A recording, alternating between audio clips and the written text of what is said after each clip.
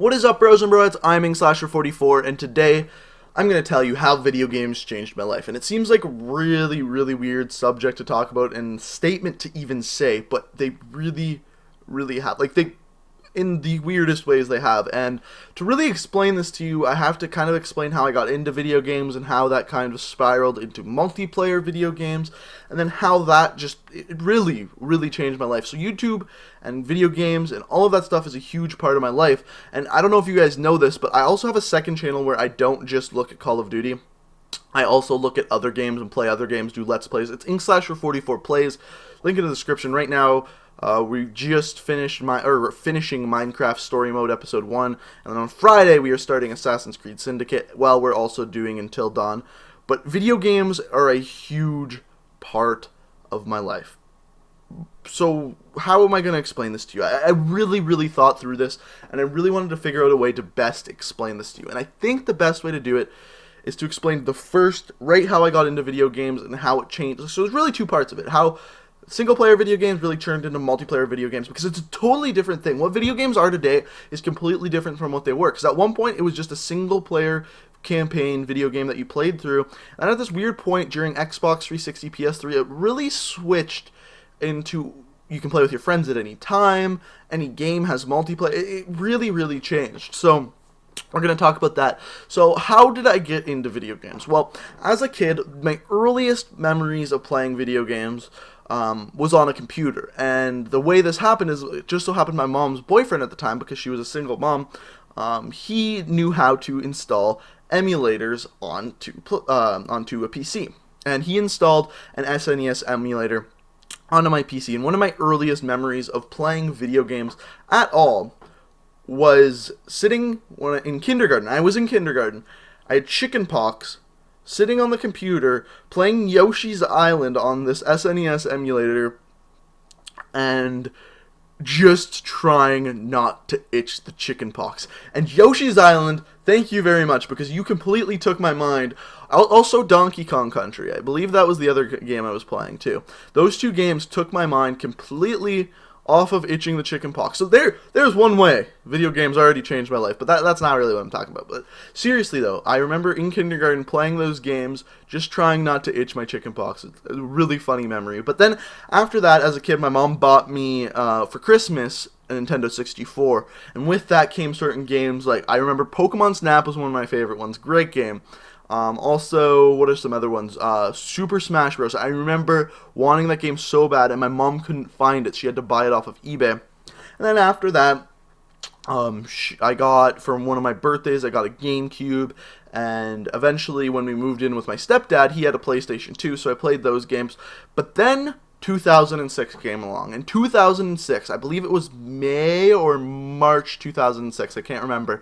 But Elder Scrolls 4 Oblivion came out. And I didn't know what Elder Scrolls was at the time, until I went over to my friend's house. And his brother had a really nice gaming PC at the time. He custom built it.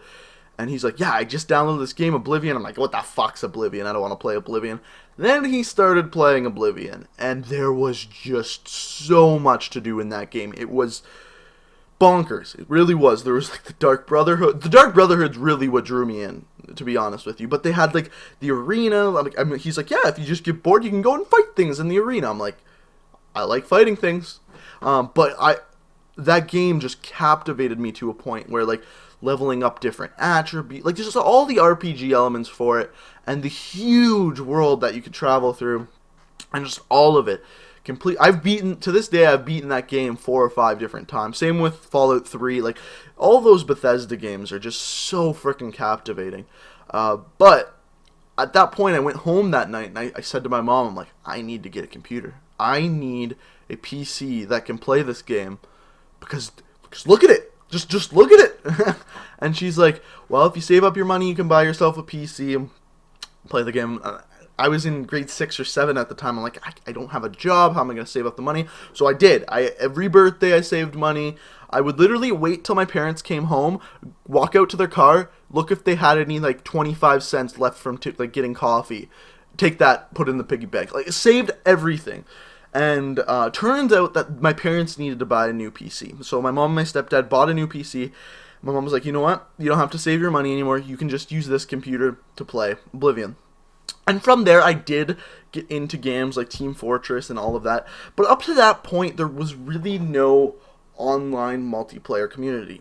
What I mean by this is, like, you could play with friends, but there was no, like, game chat. There was, but no one really used it. And I remember another one of my vivid video game memories is the day I was graduating, grade 8 graduation. Skipped the last day of school because fuck that, I'm graduating. And came home, ate some Oreo popsicles, didn't even know those exist, and played Team Fortress 2 right before my graduation with my friend. And just such vivid memories. I remember we were playing on some custom map. I was sniping. And I was doing amazing. Like, my friend was just, because we were talking over, I think it was Ventrilo at the time, and he was just like, "You are going off," and I was sniping like crazy. But from there, around that time, Xbox 360 was released. I don't remember the date of it. But around that time, Xbox 360 was released, and I didn't even know about this at the time. So around grade 10, so 2010-ish, I think it was actually 2009 still, I would go over to my friends after school a lot before hockey because I played hockey with them, and he played a lot of Halo 3, and he got me into playing Halo 3 with him because he could play split screen. We really got into SWAT. SWAT was our game mode. I remember going over to another one of our friends and playing 3-player split screen and just trying to win SWAT games, get a rank up, and that game really, really drawed me in. And then around that time, right before Christmas, it was December 20th, 2009, going into 2010, I went snowboarding with the same guy, and I broke my collarbone. And it just so happened that that Christmas, my mom bought me a new snowboard, new boots, new bindings, pretty much everything to do with snowboarding, bought me new of everything, because I was really into snowboarding at the time. But I broke my collarbone, and I wouldn't be able to snowboard the entire winter. So she's like, you know what, we'll take all this back, I'll give you the money, you can get what you can use for the next 2 months. I'm like, alright.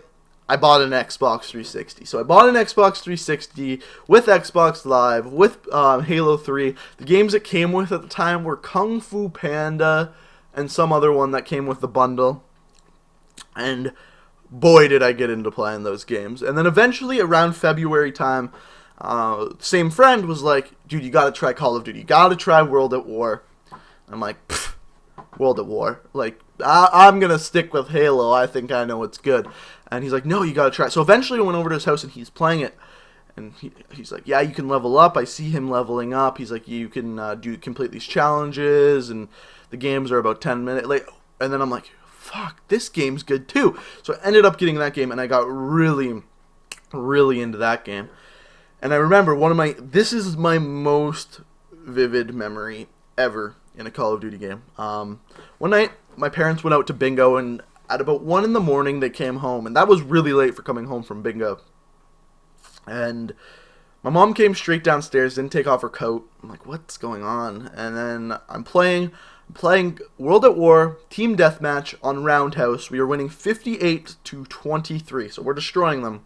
Mom's like, turn off the Xbox. No, like, I'm winning a Team Deathmatch game here, Mom. Don't bother me. She's like, no, turn it off now. And she started crying. And I'm like, okay, just don't cry. I'm turning it off. Just don't cry. Girls crying is never a good thing. And she sat down beside me and she said, your grandfather had a heart attack. He's fine. He had surgery. He's completely fine. He only lost 1% of his heart function, which is completely amazing for having a heart attack. He's going to be fine. But he had a heart attack. He's in Hamilton Hospital right now. Or a hospital in Hamilton. He's going to be there for the night, then they're transferring him to another hospital. We're going to go see him tomorrow. But at the time, all I heard is he had a heart attack. And for some reason, this memory is so strongly ingrained with that game of Call of Duty that they're like coincide, and I have no clue why. But it just shows you how strongly Call of Duty impacts my life for me to be able to remember that, the score of the game, the game mode, the map. It's just insane to me. But it's just insane how those memories coincide so strongly. Anyway, Modern Warfare 2 comes out the next year. And I didn't have a lot of money at the time. I was still young, didn't have a job. My mom goes, you know what? We'll buy you Modern Warfare 2 for Christmas since you don't have the money. But you gotta wait till Christmas. I'm like, it's like a whole month. So I waited till Christmas, 3 days after Christmas. 3 freaking days after Christmas, I broke my wrist and couldn't play Xbox. The cast was too large for me to reach the thumbstick. I'm not even fucking kidding. 3 days. I got to play the game twice before I broke my wrist. And anyway, about 3 weeks after I got the cast on, I filed down the hand of the cast so I could reach the thumbsticks. I could play Call of Duty. That was when I really got into these online games and started playing with friends, and that's when I started YouTube in 2010. I started YouTube and made some Modern Warfare 2 videos, wasn't very successful with it, but around that time, my parents got concerned for me. They're like, why are you playing so many of these video games? Why don't you just watch TV? And this is something that's really changed in the last 5 years, is parents understanding this. I'm like, why would I watch TV when I can play video? Like, that makes no sense whatsoever. And they're like, you need to spend time on school. At the time, I didn't need to spend time on school. I didn't need to do any homework, and I could do well in school. Don't ask me. I was lucky that way. So I would come home, play Call of Duty all night, and my mom would be like, why didn't you watch TV? You should have been watching TV. I'm like, what do you mean? It's the same. Now they completely understand. Now that video games are more in our culture, ingrained in our culture. But at the time, they didn't understand. And then it became a really big part of my life. And then around the end of high school, it's weird. When you finish high school, there's no organized sports you can play anymore. And as a kid, growing up, I played everything. I played hockey, baseball, football, rugby, and I did track in school.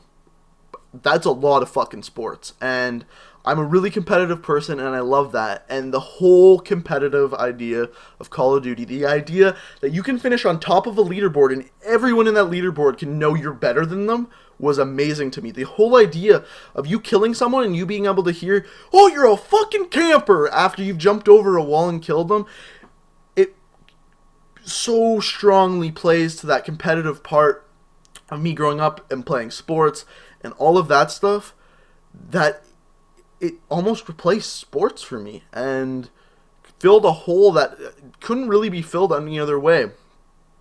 And how the video games changed my life. They got into a point where they were always there for me. No matter what, you come home at night, you had a bad day, you don't need someone there saying, how was your day? You just played video games. You sit down, you play the game. It's there for you. You have fun playing that game. Where do other games come into this? Video games give you a chance to be someone other than yourself. They give you a chance to be in a world that doesn't exist. They give you a chance to be someone you are not. And they give you a chance to do things that are completely impossible. Video games give you an ability to be in the world in the past, be in a world in the future, even in the present, but to be someone else completely. They give you the ability to assassinate people, they give you the ability to fight dragons, and they give you an ability to live in a city up in the sky.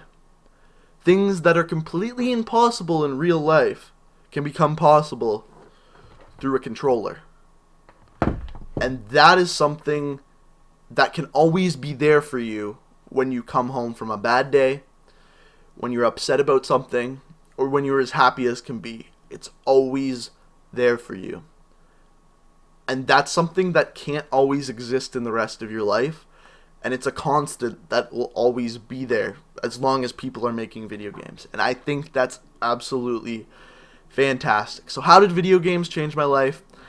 It gave me something to come home to. It gave me something to change my life, to be something I'm not, to have fun when I'm not having fun. And like I said when I was in kindergarten, it can completely take your mind way away from you from something that's bothering you and just make you happy.